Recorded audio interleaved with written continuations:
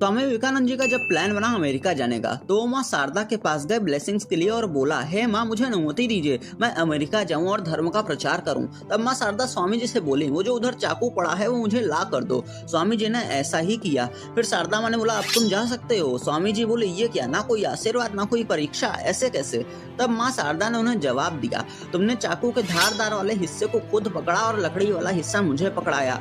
इससे पता चलता है कि तुम अपना नुकसान सह कर भी दूसरे की मदद कर सकते हो। एंड यही था स्वामी विवेकानंद जी का चरित्र। बट इन दिस वीडियो हम बात करेंगे एक मॉन्क होते हुए भी इस इंसान ने कैसे स्पिरिचुअलिटी एंड साइंस के वर्ल्ड को एक साथ लाकर कनेक्ट किया। What were the ideas of Vivekananda on science, let's explore in this video. Swami ji के बायोग्राफी से हमें बेसिकली ये पता चलता है कि was a formal students of arts जो मैथमेटिक्स में एकदम कंफर्टेबल नहीं थे, बट उन्हें मजा आता था उस इंसान से मिलने में जिसे साइंस की नॉलेज थी। उनकी बायोग्राफी के एक एपिसोड में ही मेट विद एन इंजीनियर जब 1880s में वो भारत में ट्रेवल कर रहे थे, एंड इंजीनियर वॉज शॉक्ड कि एक मॉन्क इलेक्ट्रिक डायनामोस की वर्किंग कैसे समझ सकता है।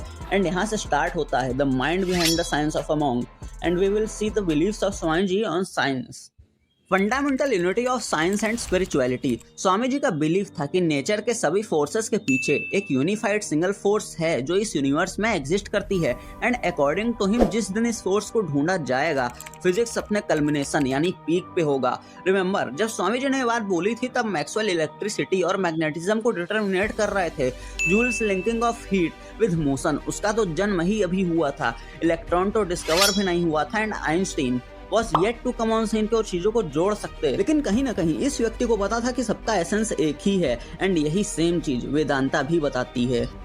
Need for scientific temper in religion. Swami ji का सबसे बड़ा कंट्रीब्यूशन था साइंटिफिक टेम्पर को रिलीजन में लाना। सिंपल सा फंडा था उनका, किसी भी चीज में आसानी से विश्वास ना करना। लेकिन बड़ी बात यह है कि वो मिरेकल्स जैसी चीजों पर विश्वास नहीं करते थे, लेकिन उनको रिफ्यूज भी नहीं करते थे। ही बिलीव दैट नेचर में कोई तो साइकिक फोर्स है जो कुछ रूल्स को ओबे करती हैं, like yogic powers, power of extra sensory perception. And उन्होंने क्लेम भी किया है कि उन्होंने खुद इन फोर्स को परसीव किया है।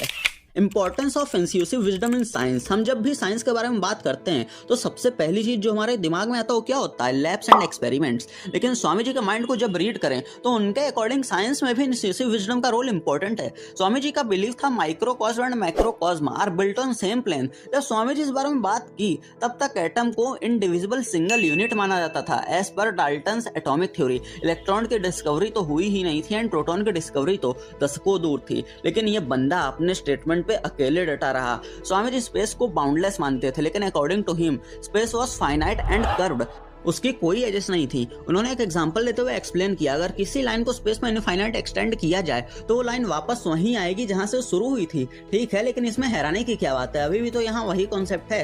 तुम लोगों को बता दूं, स्वामी जी के टाइम यूक्लिडियन ज्योमेट्री के रूल्स ही फॉलो होते थे, जो हर चीजों का बेस केवल प्लेन एंड शेप्स के अकॉर्डिंग बताती थी। आगे चल के जब ज्योमेट्री में 3 डायमेंशनल चीजें आई, आइंस्टीन ने मैथमेटिकल मॉडल देके प्रूफ किया कि स्पेस तो कर्व्ड है, तब तक हमें एक मॉन्क ने, उस इंसान ने जिसका काम लैब्स में एक्सपेरिमेंट या स्पेस में जाकर ट्रेवल करना नहीं बल्कि धर्म का प्रचार करना था, उसने बहुत पहले ही हमें यह बात समझा दिया था। हम उसी समय साइंस के पीक पर थे। निकोला टेस्ला, जमशेदजी टाटा और खुद जेसी बोस ने इनके आइडियाज को अपने गाइड माने, एंड ऐसा इसलिए पॉसिबल हुआ क्योंकि स्वामी जी ट्रुथ और विजडम की खोज में विश्वास रखते थे। जहां सो कॉल्ड रिलीजियस लीडर ने अपने माइंड को एक वेब में बंद करके रखा है, वहीं स्वामी जी इन्हीं लोगों को सिखाते हैं कि स्पिरिचुअलिटी एंड साइंस एक दूसरे को कॉन्ट्राडिक्ट करने के लिए नहीं बल्कि एक दूसरे को कॉम्प्लीमेंट करने के लिए हैं, एंड यही इस वीडियो का उद्देश्य है। तो वीडियो अच्छा लगा हो तो इन वीडियोस को भी देख के जाओ।